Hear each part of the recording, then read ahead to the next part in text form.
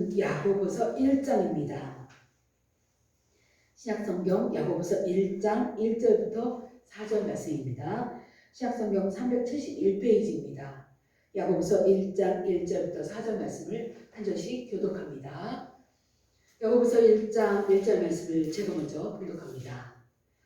하나님과 주 예수 그리스도의 종 야고보는 흩어져 있는 12지파에게 문안하노라.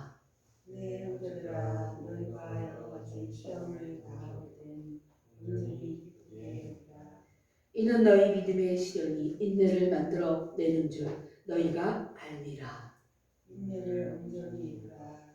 이는 너희로 인정하고 구비하여 지금도 부족함이 없게 하려 합니다. 아멘. 오늘은 믿음의 시련과 인내라는 제목으로 말씀을 드리려고 합니다. 오늘부터 야고보서 말씀을 이제 전하려고 합니다. 종교개혁자 마틴 루터는 이 야고보서를 지푸라기 서신이라고 말했습니다. 그래서 이 야고보서 안에 지푸라기 서신 이렇게 많은 사람들이 기억을 하고 있습니다. 이 오직 믿음과 은혜를 강조하던 이 바울 서신의 말씀과는 반대적으로 행위만을 강조했기 때문에 이거는 지푸라기 서신이 아무 쓸모짜리도 없는 서신서야 이렇게 루터가 말을 한 거예요. 행위만 강조하고 복음의 은혜는 드러나지 않기 때문에 그렇게 생각을 했던 것입니다. 그러나 오늘날에 이 믿음에 따른 행위가 얼마나 중요한지 우리는 정말 아주 잘 깨닫고 있습니다. 그래서 앞으로 여러 주에 걸쳐서 이 야고보서를 깊이 있게 알아보려고 합니다. 이 어려운 이 시기에 그리스도인들이 살아가기 힘든 이 시기에 우리가 어떤 행동으로 신앙생활을 해야 되는지 이 야고보서에서 아주 우리가 정말 배워야 될 말씀이 너무나도 많습니다. 그래서 야고보서 말씀을 우리 박사님, 우리 신학교 교수님이 쓰신 그 내용을 참조해서 제가 여러분들에게 말씀을 전하려고 합니다. 이 야고보서는 이 예수님의 그 동생 야고보가 쓴 글이에요. 이 야고보서는 이제 예수님의 제자가 썼다고 말할 수도 있는데 이 예수님의 제자 야고보는 12제자 중에 최초로 숭배한 사람이에요. 그렇기 때문에 이 야고보서가 쓰인 이제 시기와 이 야고보서에 있는 내용과 이 야고보서가 이제 제자 야고보서가 죽을 때 그 시기와 이 글을 보면 시기가 맞지 않아서 예수님의 제자가 쓴 글이 아니고 나중에 예수님을 믿은 예수님의 동생, 친동생 야고보가 썼을 것이다. 이렇게 이제 학자들이 보고 있습니다. 이 예수님의 제자 야고보는 43년경에 순교를 했습니다. 근데 이 야고보서는 62년경에 기록이 되었다고 이제 학자들은 말을 하고 있습니다. 그래서 야고보가 죽은 뒤 한 18년 정도 지나서 기록이 된 것이다. 이렇게 이제 학자들의 연구에 의해서 밝혀지고 있습니다. 야고보와 유다서를 기록한 이 유다는 예수님의 동생이에요. 친동생이에요. 아버지가 다른 친동생, 엄마는 같은 친동생입니다. 이들은 처음에는 예수님을 믿지 않았다가 예수님이 죽으시고 나서 부활하신 다음에 그때 예수님 부활하시고 나서 예수님이 그들에게 모습을 보인 후 이들이 예수님을 믿게 되었습니다. 이 야고보는 예수님의 동생 야고보는 초대교회에서 아주 유력한 지위에 있었고 예루살렘 공회의에서도 지도력 있는 그런 이제 위치에 있는 아주 유력한 자였습니다. 그래서 야고보서는 이 예수님의 동생이 기록했을 것이다. 그렇기 때문에 이제 이 성경의 66권 안에 들어갔을 것이다. 이렇게 학자들은 말을 하고 있습니다. 이 야고보서는 교회들에게 주시는 이 야고보의 이제 편지로 쓰신 글이에요. 본문 1절을 보면 흩어져 있는 12지파에게 문안한다. 이런 말씀을 하시는데 이 12지파는 상징적으로 예수님을 믿는 모든 그리스도인, 즉 하나님의 백성을 의미하고 있습니다. 이 12지파는 이 당시에 12지파는 이스라엘 백성들, 하나님의 백성들이었습니다. 이스라엘 백성들은 구약시대에서는 하나님의 백성들이 이스라엘 백성들이었죠. 신약시대에는 하나님을 믿는 모든 그리스도인들이 다 이 12지파에 속합니다.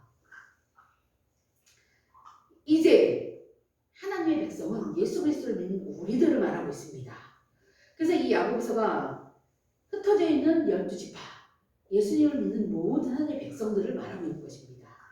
이 야고보서 이제 앞부분은 이제 당시 하나님의 백성인 이스라엘 백성들이 처한 어려운 상황부터 시작글을 쓰고 있습니다. 2절을 보면 내 형제들아 너희가 여러 가지 시험을 당하거든이라고 시작을 합니다. 이때 야고보가 이 편지글을 쓸 때 예수님을 믿는 정말 많은 그리스도인들이 고난을 당하고 있었어요. 이 시험, 이것을 우리는 시험이라고 말합니다. 이런 시험, 어려움은 예수님을 믿는 사람에게만 있는 것이 아닙니다. 세상 모든 사람들에게는 크고 작은 어려움이 항상 있습니다. 그런데 하나님은 처음 세상을 창조하실 때 사람이 어렵게 살도록 창조하지 않으셨습니다. 하나님께서는 세상을 다 만드시고 나서 좋았더라고 말씀하신 후에 피조물을 보고 우리 아담과 하와를 보고 이 하나님 만드신 이 세상을 다스리도록 기쁨으로 다스리도록 그렇게 살도록 하셨습니다. 그렇다면 이 어려움, 이 고난은 어디서 왔을까요? 우리가 너무 잘 알죠. 인간이 죄를 범해서 온 것입니다. 인간이 죄를 범해서 하나님이 그에 대한 형벌로서 얼굴에 땀이 흐르고 수고하여야 먹고 살 수 있도록 하게 하신 거예요. 수고의 정도는 사람마다 다르지만 세상 모든 사람은 이런 어려움 가운데 살게 되어 있는 것이 우리의 인생입니다. 따라서 사람들의 삶은 기본적으로 기쁨과 수고, 즐거운 일과 어려운 일이 섞여 있게 된 것입니다. 우리가 지은 죄 때문에 그런 것입니다. 세상을 살면서 나는 정말로 100% 행복하게 살고 있다.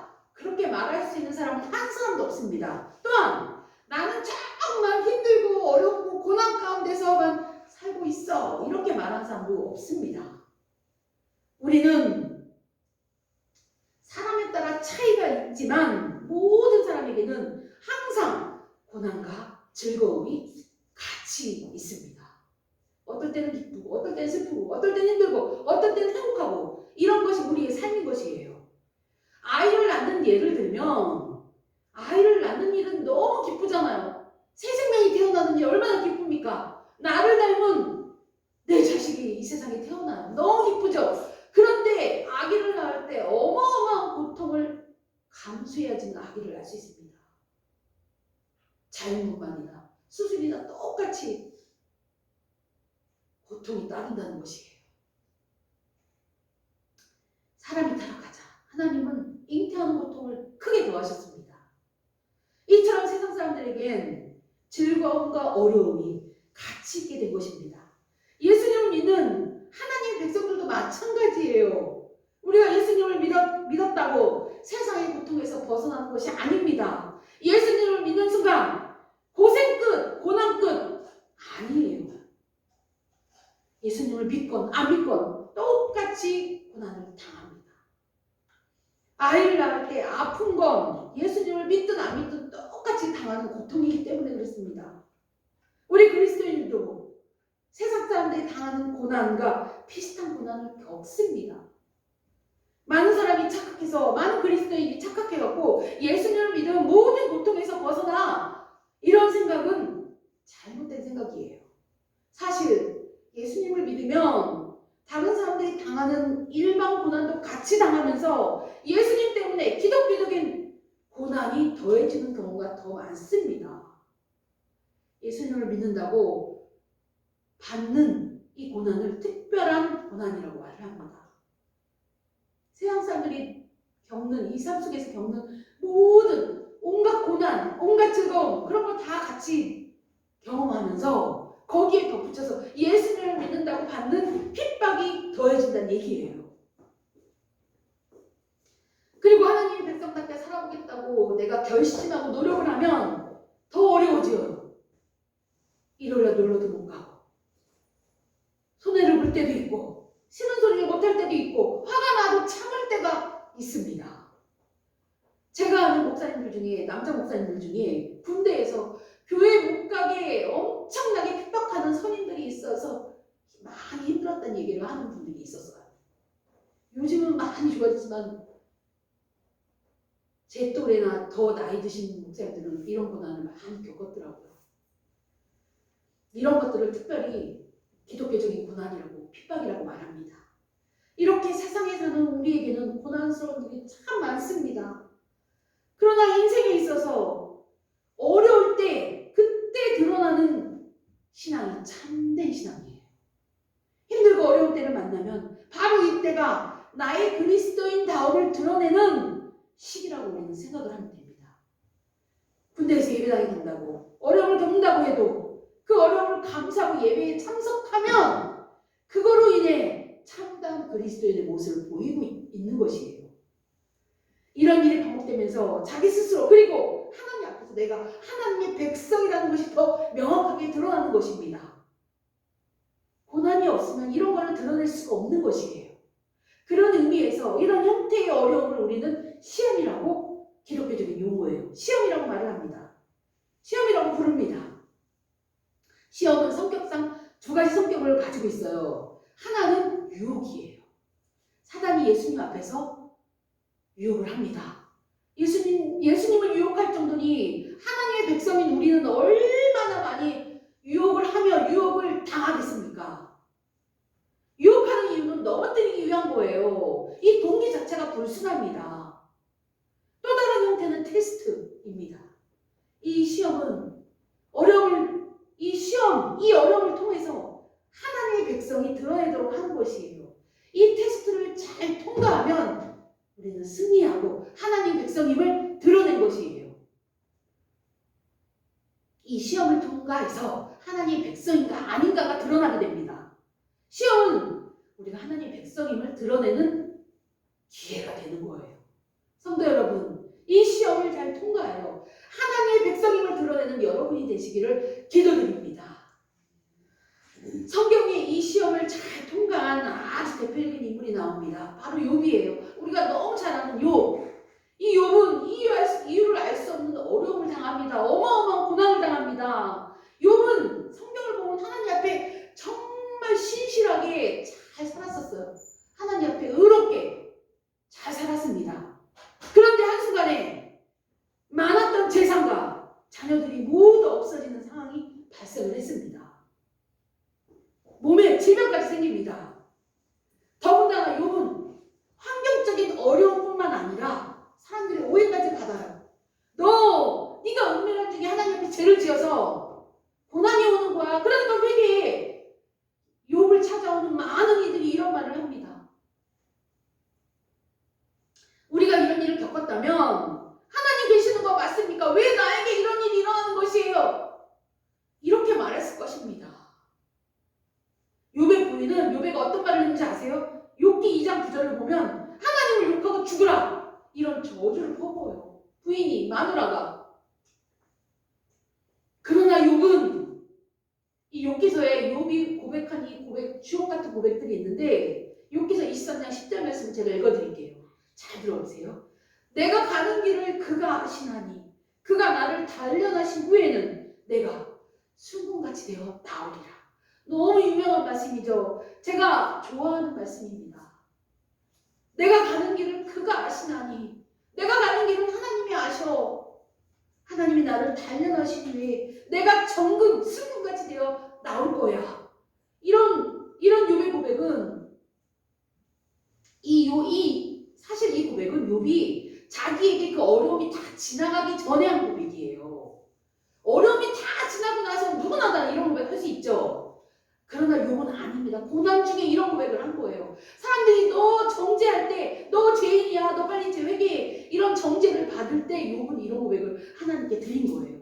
욥은 사람들에게 말을 하는 거예요. 너희들은 나를 잘 몰라. 나를 오해하는 거야. 하나님은 나를 잘 알고 계셔. 내 마음까지도 잘 알고 계셔. 이렇게 욥은 사람들에게 외치고 있는 것입니다. 우리가 어려움 당할 때 바로 이 마음을 가져야 하는 것입니다. 욥은 이 어려움이 그냥 어려움이 아니라 자신을 단련하시는 것이라고 이해한 것입니다. 단련이라는 말은 용광로에서 재련하는 과정을 설명할 때 쓰여지는 단어예요. 우리에게 닥친 어려움이 우리를 재련하는 과정인 것입니다. 욥은 이걸 깨달았어요.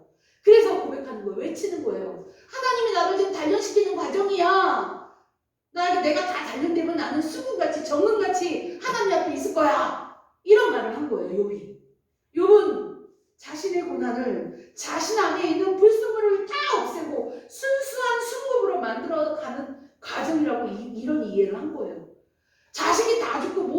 이상이 다 없어져 버리는데도 이런 고백할 수 있을까요?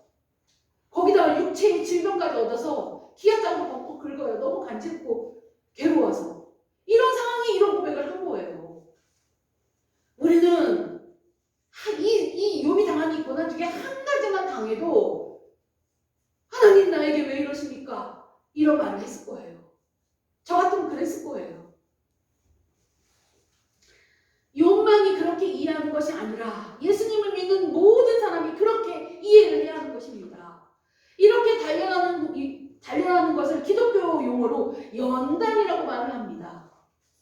연단이란 말은 나를 단련시키는 그런 것이에요. 그런 말이에요. 나의 불순물을 제거하고 나를 참아난 위에 백성답게 드러내도록 하는 것이 바로 연단인 것입니다. 우리가 하나님 앞에 어려움을 당할 때, 시험이 들 때 두 가지를 생각하면 됩니다. 하나는 우리의 참신함을 드러내는 것이고 드러내는 시험이 되고 또 다른 하나는 우리를 연단하시는 것이라고 우리는 이해하고 받아들여야 하는 것입니다. 야고보서 1장 오늘 본문 2절 말씀에 내 형제들아 너희가 여러 가지 시험을 당하거든 이라고 말씀합니다. 이 시험을 3절에서는 너희 믿음의 시련이라고 표현을 했습니다. 그리고 이 시험을 만나면 온전히 기쁘게 여기라고 야고보는 우리에게 말합니다. 온전히 기쁘게 여기라는 이 말은 세상 사람들의 관점으로 바라보면 미친 것이에요. 아니 너 네 자식이 죽었는데 어떻게 기뻐할 수 있어? 이렇게 된 거예요. 사실 욥이 당한 고난을 봤을 때 어려움이 오는데 어떻게 기쁘게 여길 수 있습니까? 이거는 불가능한 것처럼 이 말씀이 들려져요. 사실 실천할 수 없다고 생각이 들 정도까지 말씀입니다. 그런데 성경은 우리에게 그것을 요구합니다. 실제로 예수님을 믿는 사람들 가운데 이런 어려움이 오면 기뻐할 수 있는 사람이 얼마나 있을까요? 이것은 사실 진짜 어려운 일입니다.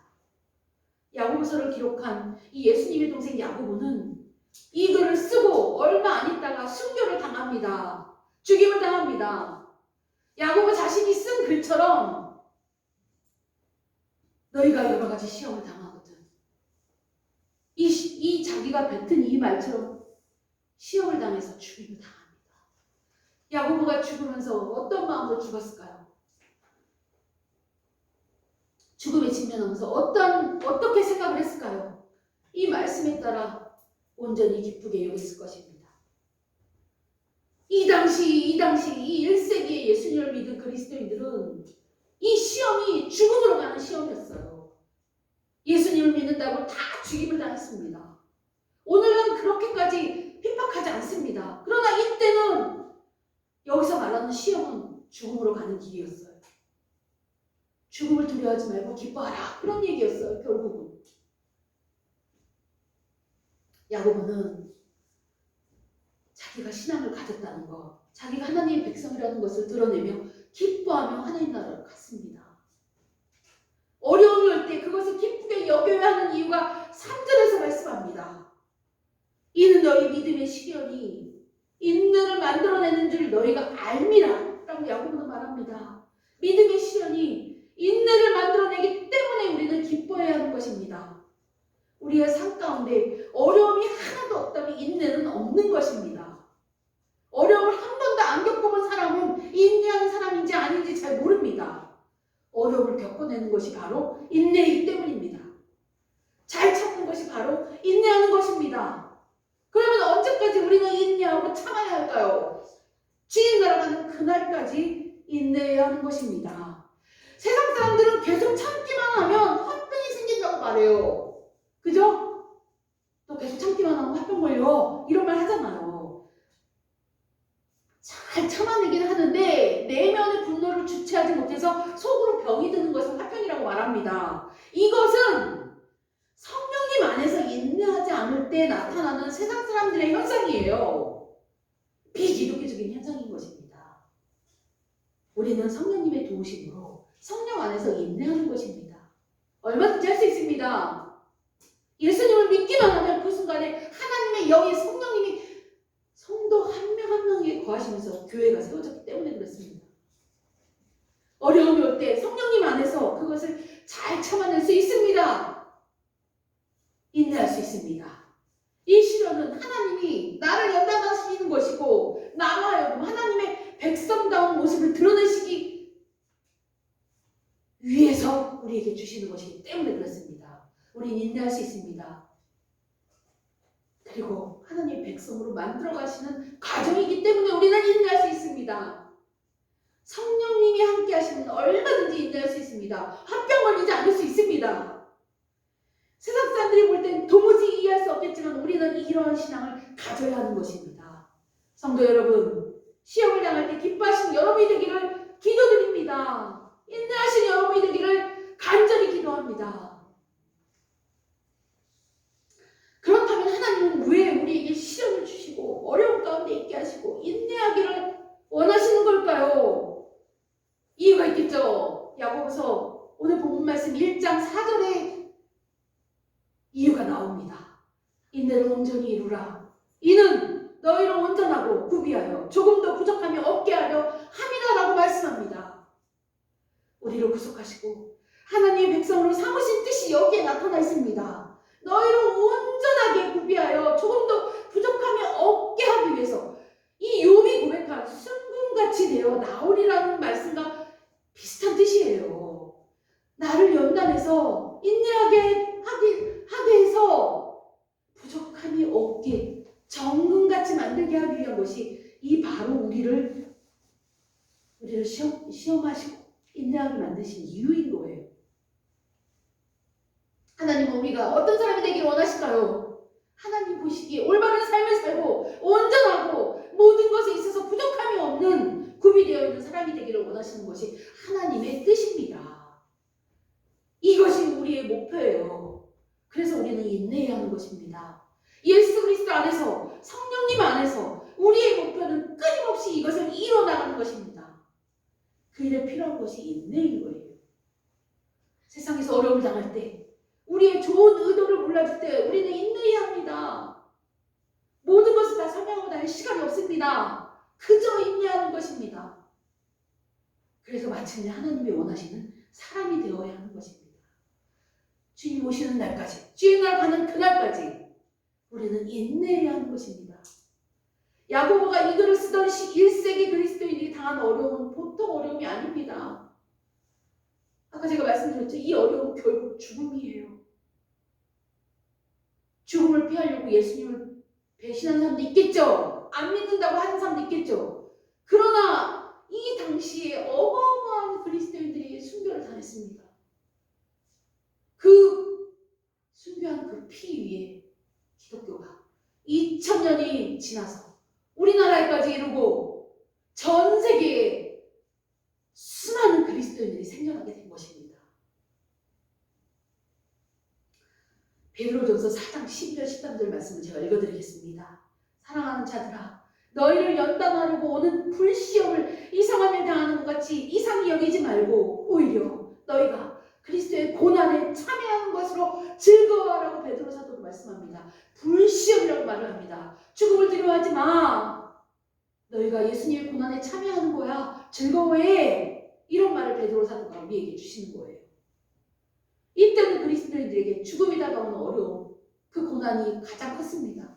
그러나 이들은 죽음을 두려워하지 않고 부활하신 예수님을 수많은 어마어마하게 많은 사람들이 만났고 죽음을 두려워하지 않았습니다. 예수님과 같은 고난을 당하고 하나님 나라의 부활을 믿고 담담히 죽음을 임했습니다. 지금 형태는 많이 달라졌지만 똑같이 예수님을 적당히 믿으라고 우리를 핍박합니다. 그죠? 열심히 믿지 말고 그냥 적당히만 믿어. 이것을 세상 사람들 교회 가지 마. 이거보다는 적당히 그냥 믿고 즐기자. 이런 표현을 씁니다. 그런 유혹에 넘어가는 사람이 이 땅에 가득하게 되면 참된 하나님의 백성은 없는 것이에요. 세상과 타협하면 안 되는 것입니다. 정말 오늘날 세상을 바라보면 너무나도 두렵습니다. 하나님 앞에 우리가 어떤 심판을 받을지 두렵습니다. 하나님이 싫어하시는 것들을 자꾸 허용하면서 그걸 인정하고 방송에 내보내면서 자연스럽게 만들어가는 이 세상이 너무 두렵습니다. 우리는 우리에게 오는 이 어려움을 하나님의 백성답게 만드는 것, 즉 내 안에 있는 불순물을 제거하는 과정으로 생각하며 인내해야 하는 것입니다. 그럴 때 이 어려움을 기쁘게 여길 수가 있습니다. 주님, 이런 어려움 주셔서 감사합니다. 인내하겠습니다. 이런 고백을 해야 되는 거예요, 우리는. 그리고 하나님께 맡기는 거예요. 하나님이 그 문제 해결해 주실 거거든요. 내가 해결할 때까지 마음 불안하고 답답하지만 견디는 거예요. 하나님이 해결해 주실 때까지, 더 좋은 것을 인도해 주실 때까지 인내하는 것입니다. 이런 고백을 하시는 여러분이 되기를 간절히 기도합니다. 그래서 하나님이 원하시는 사람, 하나님이 기뻐하시는 여러분들이 되시기를 축복합니다. 기도드리겠습니다. 아버지 하나님, 은혜를 감사합니다. 야고보서가 시험을 당하는 그리스도인들에게 이 시험을 기쁘게 여기라고 말씀하셨습니다. 죽음을 두려워하지 말라고, 인내하라고, 그것은 우리를 연단하는 것이라고, 우리를 정금같이 승금같이 만드시기 위한 과정이라고 우리에게 말씀해 주셨습니다. 아버지 하나님, 이 과정은 결국 하나님의 백성임을 드러내고 하나님이 원하시는 온전한 사람이 되기 위한 것임을 알게 하시니 감사합니다. 아버지 하나님, 온전히 이 세상 살아가면서 어려움이 있을지라도 하나님께 기뻐하며 하나님께 모든 걸 맡기며 인내하는 하나님의 백성다운 모습으로 이 세상 살아갈 수 있도록 은혜를 내려 주시옵소서. 그리하여 하나님이 원하시는 사람, 하나님이 기뻐하시는 하나님의 백성이 될 수 있도록 은혜를 내려 주시옵소서. 감사드리며 영광을 드리며 우리 주 예수 그리스도의 이름으로 기도드립니다. 아멘. 찬송가 337장 찬양 부르시겠습니다. 337장입니다. 준비하신 분을 응원하겠습니다.